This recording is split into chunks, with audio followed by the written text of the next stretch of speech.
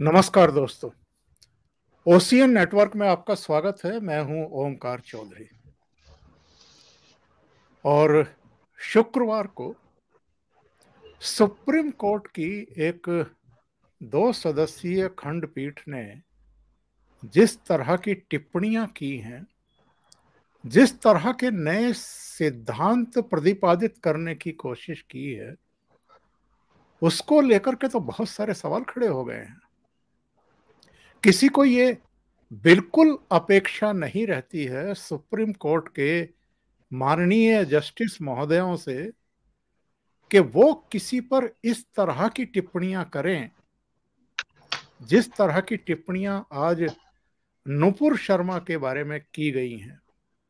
वो नुपुर शर्मा जिन्होंने TV debate में कोई नई बात नहीं कही थी, उनके कहने के अंदाज पर किसी को आपत्ति हो सकती है, लेकिन जो चीजें, जो तथ्य पहले से पब्लिक डोमेन में हैं और जिन पैगंबर साहब के बारे में उन्होंने टिप्पणियां की थी, उनके जो प्रचारक हैं वो खुद अलग अलग वीडियो में ये बात पहले कह चुके हैं। ऐसे में ये कह देना सुप्रीम कोर्ट के जजेस के द्वारा कि नुपुर शर्मा के बयानों की वजह से पूरे देश में आग लग गई है, या उदयपुर में किसी दर्जी की हत्या जो है उसके लिए भी नुपुर शर्मा जिम्मेदार हैं, और उनकी देश भर में जो एफआईआर दर्ज की गई है उनके खिलाफ, और वो पूरी तरीके से मोटिवेटेड हैं, वो नियोजित तरीके से वो एफआईआर दर्ज की गई हैं। उन्होंने केवल ये डिमांड की थी कि इन सबको एक साथ क्लब कर दीजिए, दिल्ली में उनको ट्रांसफर कर दीजिए। क्या इससे पहले न्यायिक इतिहास में इस तरह देश भर में जो अलग अलग जगहों पर एफआईआर दर्ज की जाती हैं, उन सबको क्लब करके कहीं एक जगह पे शिफ्ट नहीं किया गया है, ट्रांसफर नहीं किया गया है? क्या ये नई बात थी? और जो क्रिमिनल लॉ है, जहां तक मेरी जानकारी है, वो तो ये नहीं कहता है कि अगर कोई घटना हो रही है, कोई वारदात हो रही है, तो उसके लिए कोई थर्ड पार्टी जिम्मेदार होगी।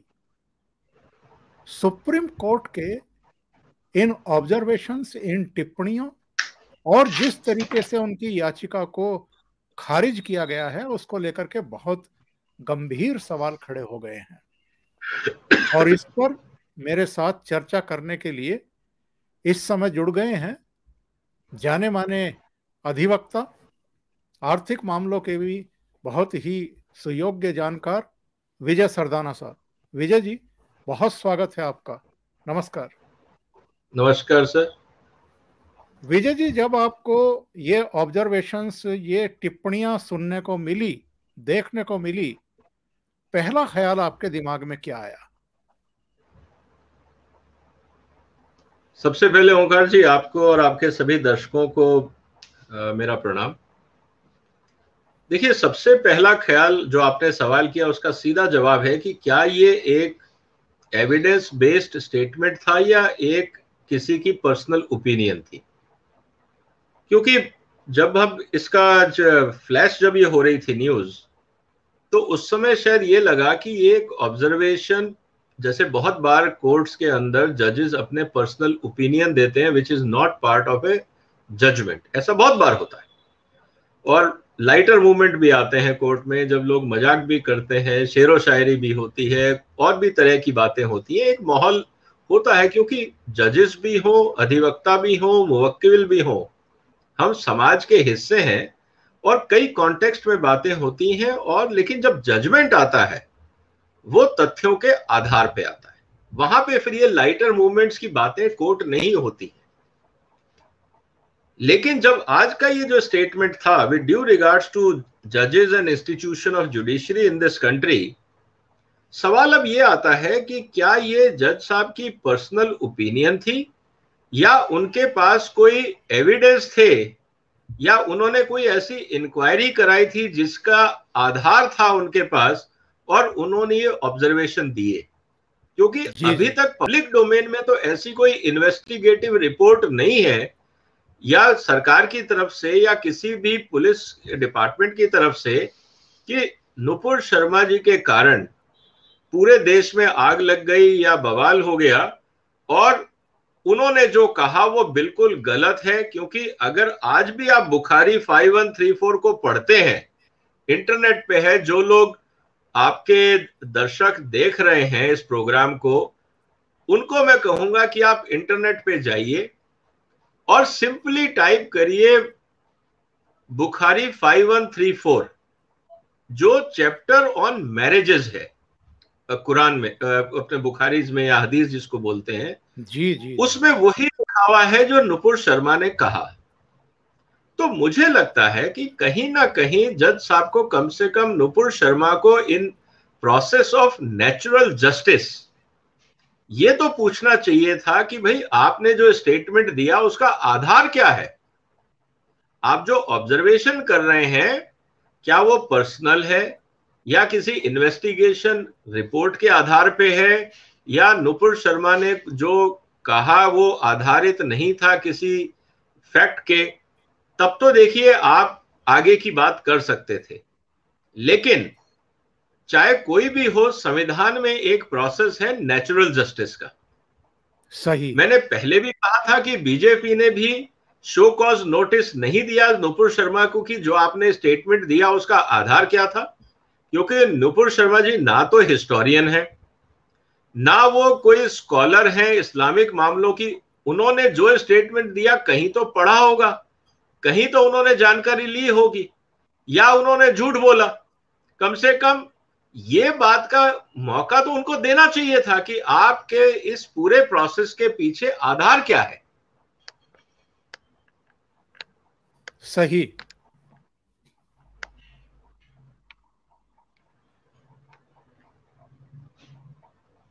विजय जी की इंटरनेट मुझे लगता है कि कुछ गड़बड़ हुई है। जी जी। हाँ विजय जी, आप सुन पा रहे हैं? हाँ जी, मेरे को आवाज आ रही है आपकी, शायद थोड़ा सा कहीं नेट में प्रॉब्लम है। जी जी जी जी, कंटिन्यू रखिए।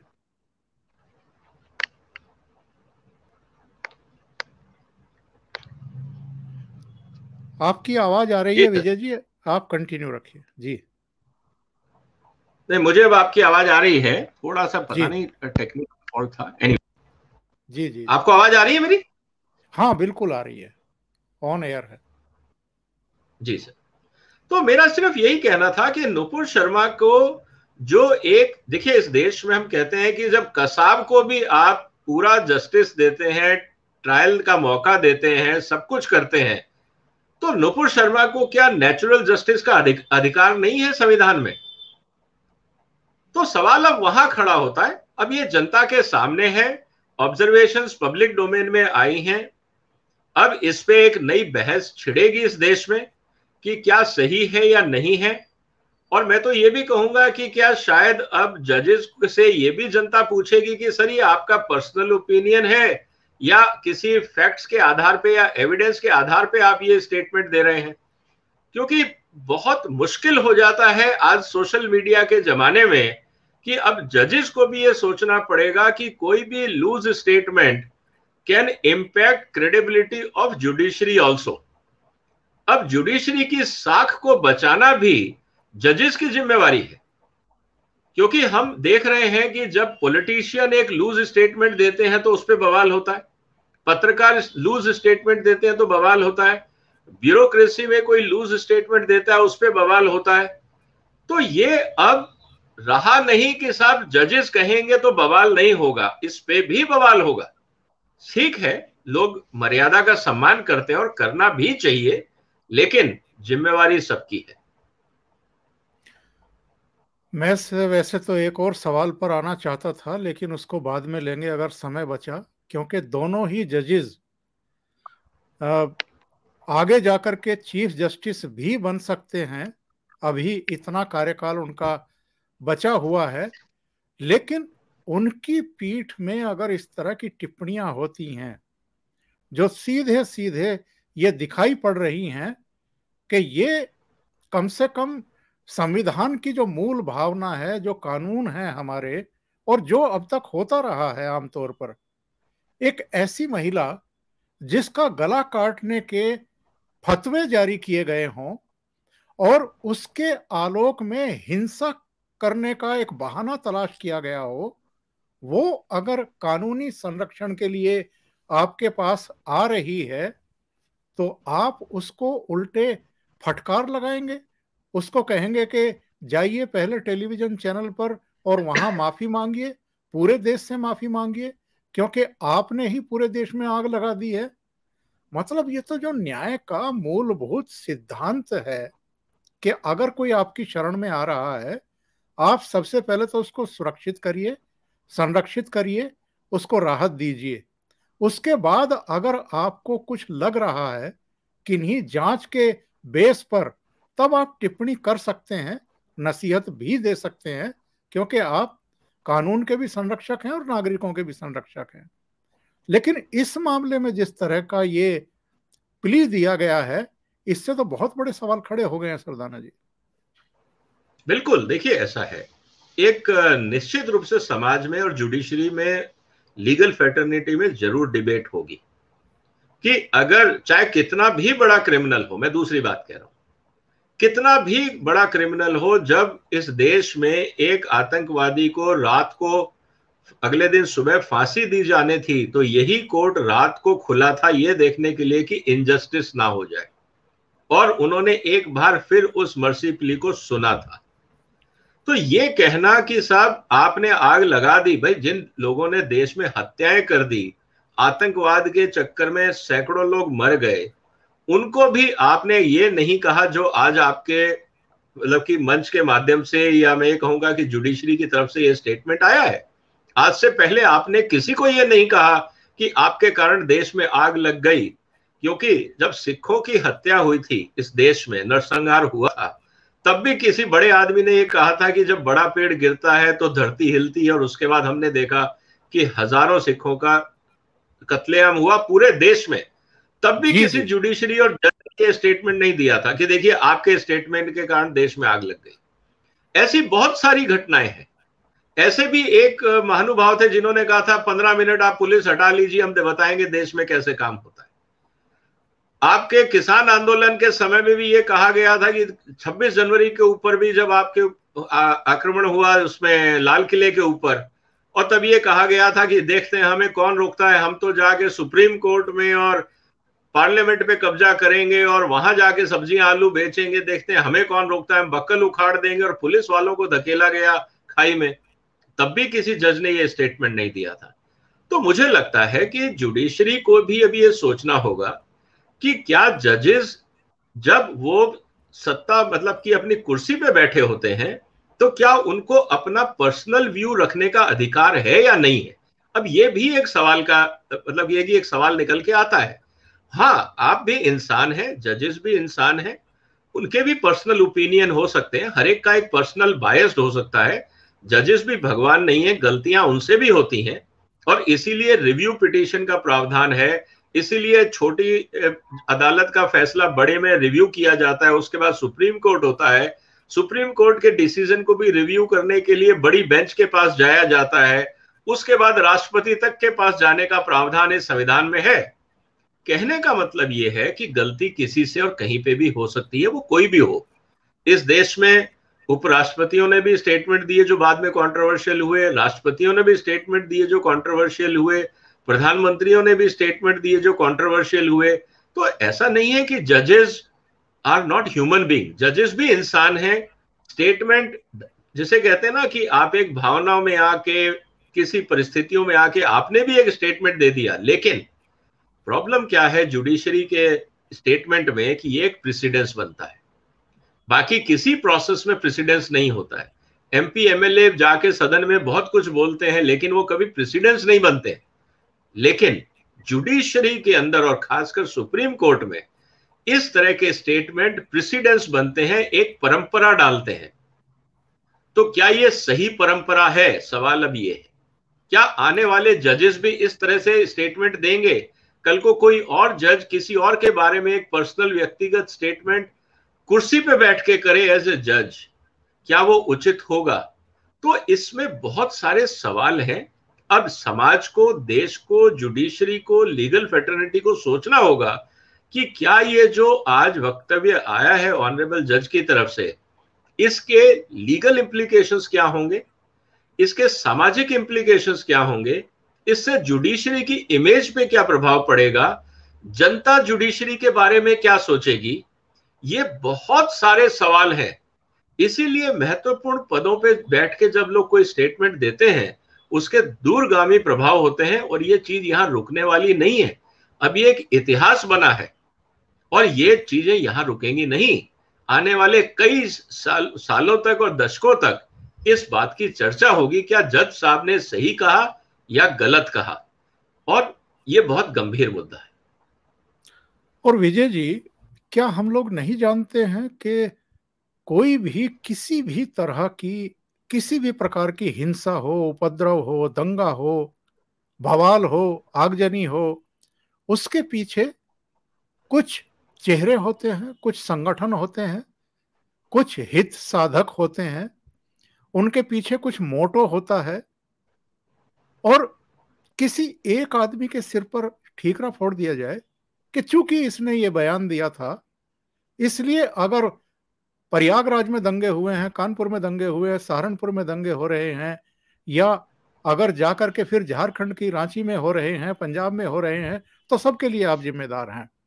इसका मतलब तो ये हो गया कि चाहे प्रयागराज में किसी ने दंगे कराए हैं, कानपुर में कराए हैं, पंजाब में कराए, झारखंड रांची में कराए, उन सबको तो बरी करिए और नुपुर शर्मा को आप फांसी पर चढ़ा दीजिए। ये क्या ऑब्जर्वेशन हुआ, ये क्या टिप्पणी हुई?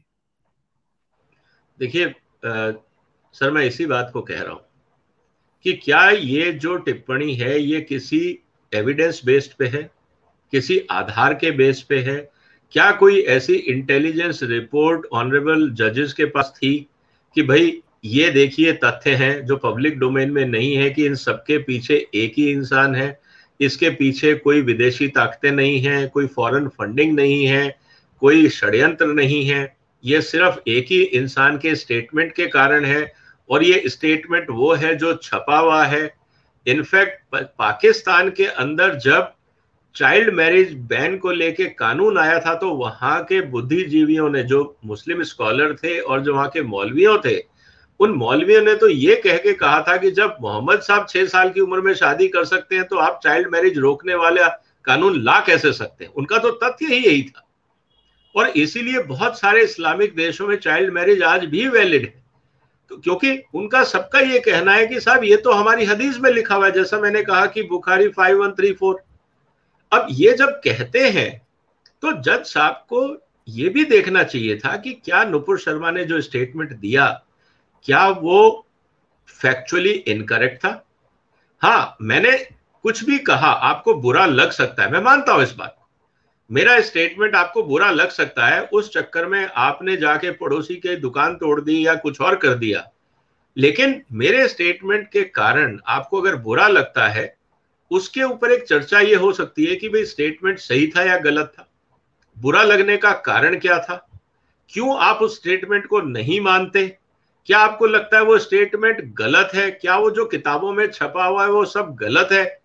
कम से कम इस पे एक चर्चा तो होनी चाहिए थी, लेकिन हमने उस पर चर्चा नहीं करी। और क्योंकि आज की तारीख में इस बात को लेके भी कोई चर्चा नहीं करता कि साहब हमारे जो वाराणसी का जो मुद्दा चल रहा था, जब वहां पे ये बात आई कि साहब शिवलिंग को हम फवारा बोल रहे हैं, तो क्या हिंदू आहत नहीं हुए थे? क्या फवारा गैंग के खिलाफ ये स्टेटमेंट नहीं दिया जा सकता कि देखिए आप इसको फवारा बोल रहे हैं, पूरा हिंदू समाज आहत है? तब तो किसी ने इस बात को नहीं उठाया। तो कहने का मतलब ये है कि ये सवाल बहुत गंभीर है, और इसीलिए मैं कह रहा हूं कि अब क्योंकि एक मैं देख रहा हूं कि एक याचिका चीफ जस्टिस के कोर्ट में दायर की गई है कि इस स्टेटमेंट को हटाया जाए। अब ये चीफ जस्टिस साहब के ऊपर है कि वो इस बात को कैसे लेते हैं, क्योंकि इस समय अब जुडिशरी पे सवाल उठेंगे। देखिए, इस समय अगर आज आप स्टेटमेंट देख रहे हैं मीडिया में, तो ज्यादातर ऑपोजिशन के स्टेटमेंट है, क्योंकि उनके कंफर्ट का ये स्टेटमेंट है कि हम तो कह ही रहे थे कि ये सब बीजेपी की कार्रवाई है, लेकिन बीजेपी की तरफ से अभी तक कोई स्टेटमेंट नहीं आया है जो मैं जहां तक देख पाया। हो सकता आया हो, मेरी नजर में नहीं है, लेकिन मैंने नहीं देखा है। तो कहने का मतलब है कि एक समाज में अभी भी इस बात का चिंतन चल रहा है कि क्या ये स्टेटमेंट वाजिब था। अगर जजेस साहब ये कह रहे हैं तो मैं फिर इस बात को कह रहा हूं कि क्या ये एज ए जज स्टेटमेंट है या एक पर्सनल ओपिनियन है, क्योंकि अगर ये एक जुडिशियल स्टेटमेंट है तो इसका आधार भी होना चाहिए, इसका एविडेंस भी होना चाहिए, इसके लिए सपोर्टिंग डॉक्यूमेंट भी होने चाहिए। और अगर ये पर्सनल ओपिनियन है तो आदरणीय जज साहब को ये देखना चाहिए कि जिस कुर्सी पे आप बैठे हैं उस समय आपका पर्सनल ओपिनियन आपके जो जिम्मेवारी है, संवैधानिक जिम्मेवारी है, उसके बीच में आपका पर्सनल ओपिनियन नहीं आना चाहिए। आप अपने ड्राइंग रूम में, क्लब रूम में, कहीं पे भी बैठ के बात कर सकते हैं, लेकिन जिस संवैधानिक कुर्सी पे मैं बैठा हूं उसकी मर्यादा भी मेरी ही जिम्मेवारी होती है।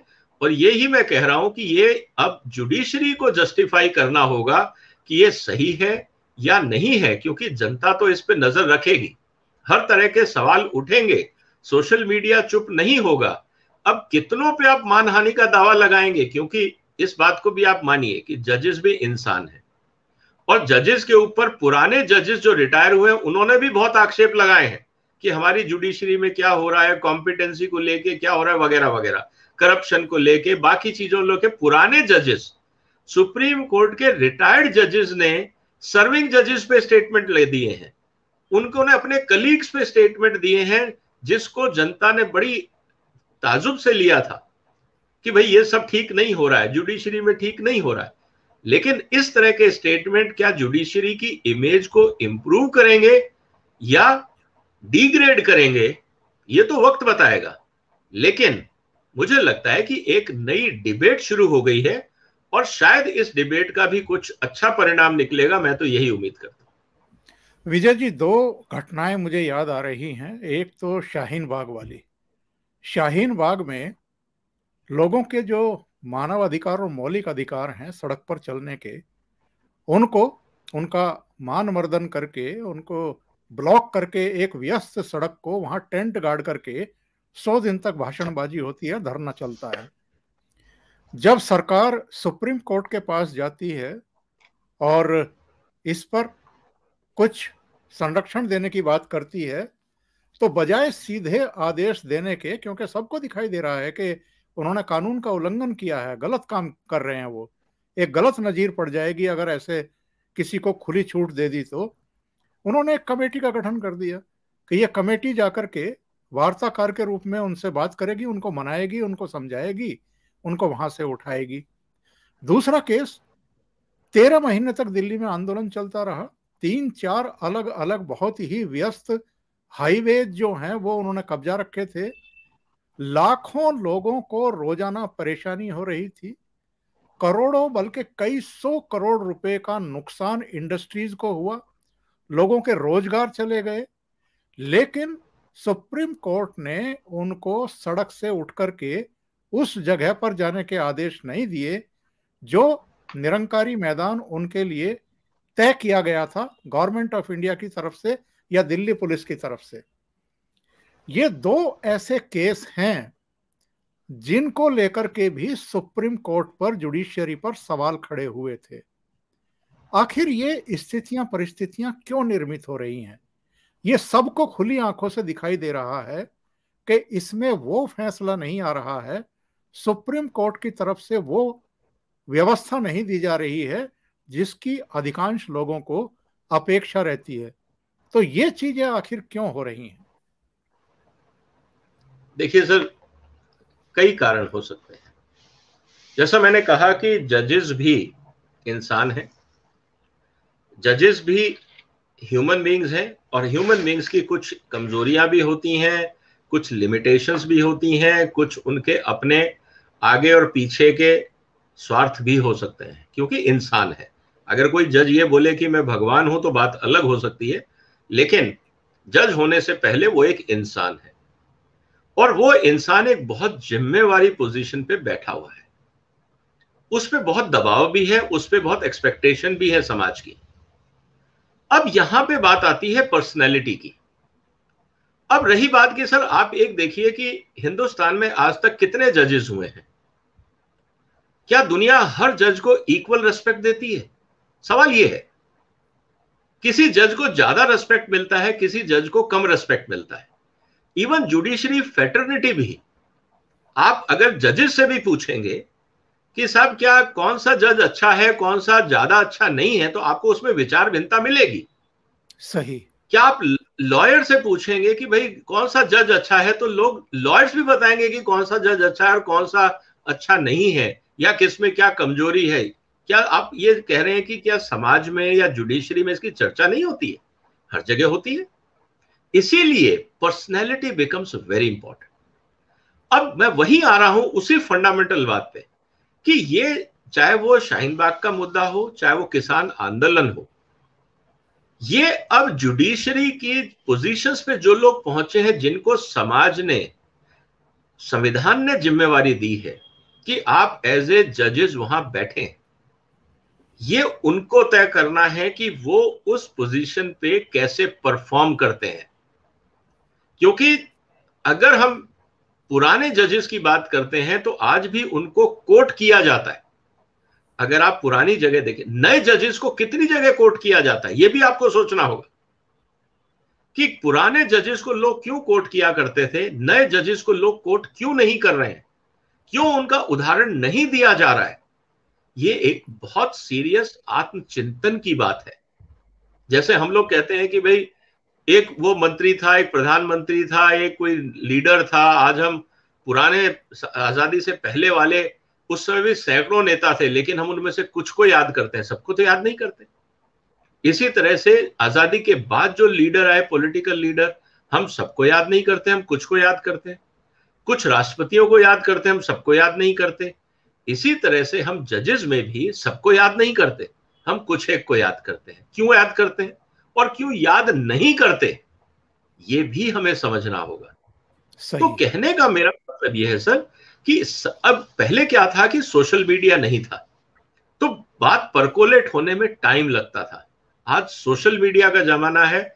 जज साहब ने कोर्ट रूम में जो स्टेटमेंट दिया, 5 मिनट बाद वो पूरी दुनिया में फ्लैश हो गया। अब कहने का मतलब यह है कि अगर आप ये कहेंगे कि नहीं मैं इसका कल जवाब दूंगा, तब तक तो डैमेज हो गया।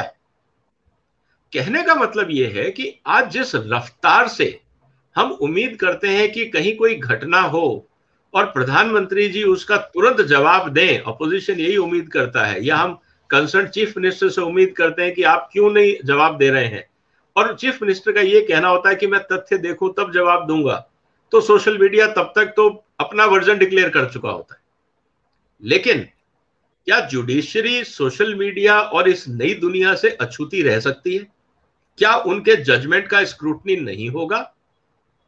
अगर आप यूके का या यूएसए के मीडिया न्यूज़पेपर्स उठा के देखें, तो जिस तरह से वहां पे जजेस का स्क्रूटनी किया जाता है, और वहां मानहानि का दावा नहीं लगता है। देखिए, समझिए इस बात को, वो ये नहीं कहते हैं कंटेम्प्ट ऑफ कोर्ट, क्योंकि मैच्योर डेमोक्रेसीज के अंदर वहां पे चाहे वो एडिटर्स हो, चाहे वहां पे लीगल रिसर्चर हो या ओपिनियन लीडर हो, सबको अपनी बात रखने का अधिकार है, और वो ओपनली जुडिशरी को क्रिटिसाइज करते हैं बगैर इस डर के कि मेरे खिलाफ कंटेम्प्ट ऑफ कोर्ट का मुकदमा होगा।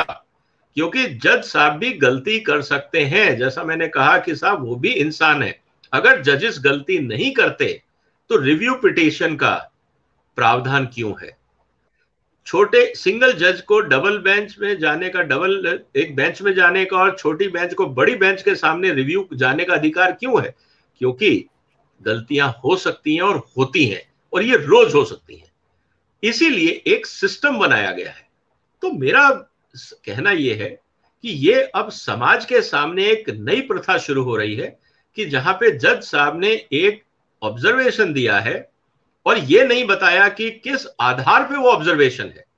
क्या उनके पास कोई इंटेलिजेंस रिपोर्ट थी, क्या उनके पास कोई और इनपुट थे? वो भी अब जजमेंट में कोट किया या नहीं, मैंने नहीं पढ़ा, तो मैं कुछ नहीं कह सकता उसके बारे में। लेकिन ये तो जानने का हक देश की जनता को है कि क्या हर जज इस तरह के ऑब्जर्वेशन दे सकता है, और अगर इस तरह के ऑब्जर्वेशन हर जज अगर देना शुरू कर दे तो इस देश में क्या माहौल बनेगा?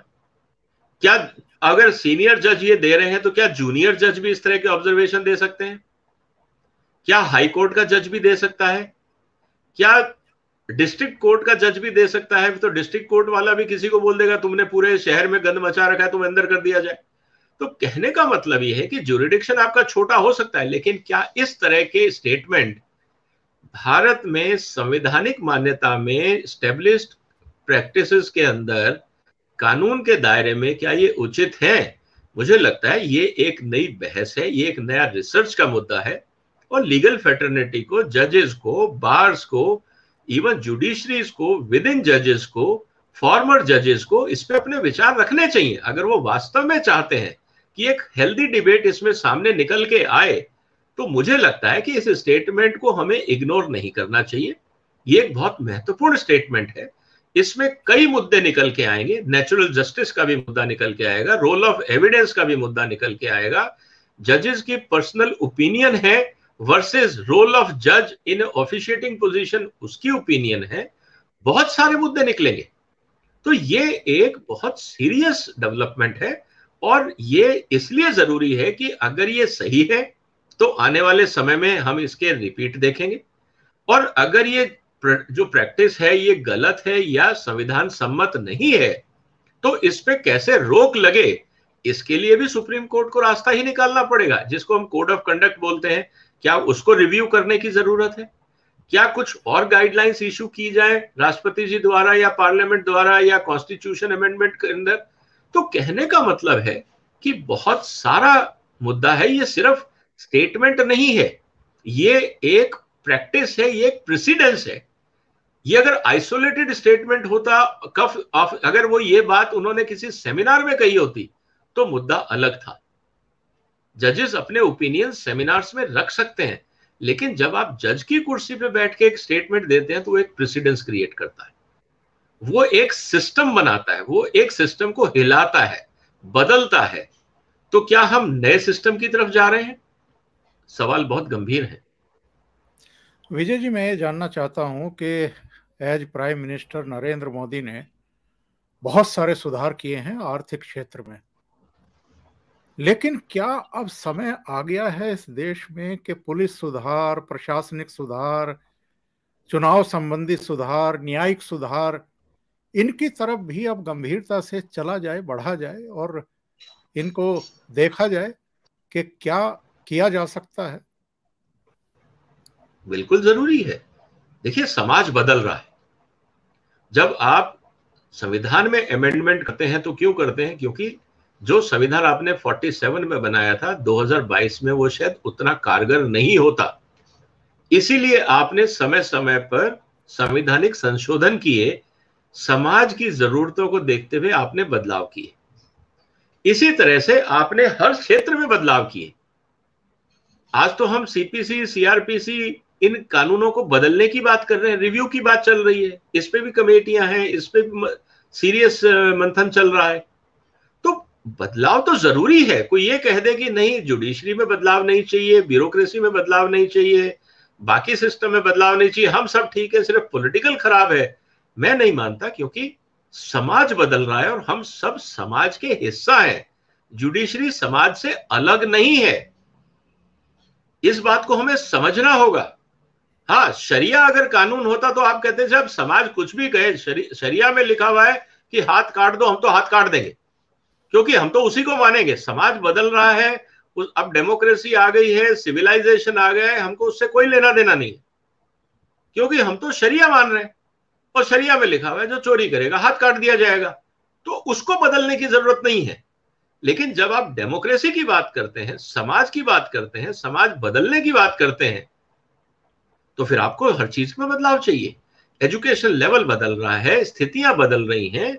यही जुडिशरी, जब कानून अलग होता है, गे मैरिज की हम बात कर रहे थे, एक समय गे मैरिज समाज में अभिशाप था, आज इसी जुडिशरी ने गे मैरिज को अलाउ कर दिया।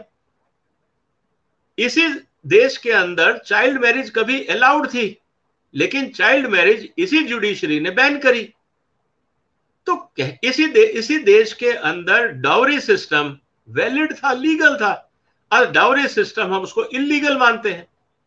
तो कहने का मतलब यह है कि यही जुडिशरी है, यही कोर्ट्स हैं, यही संविधान है, और हमने इसमें बदलाव होते देखा है।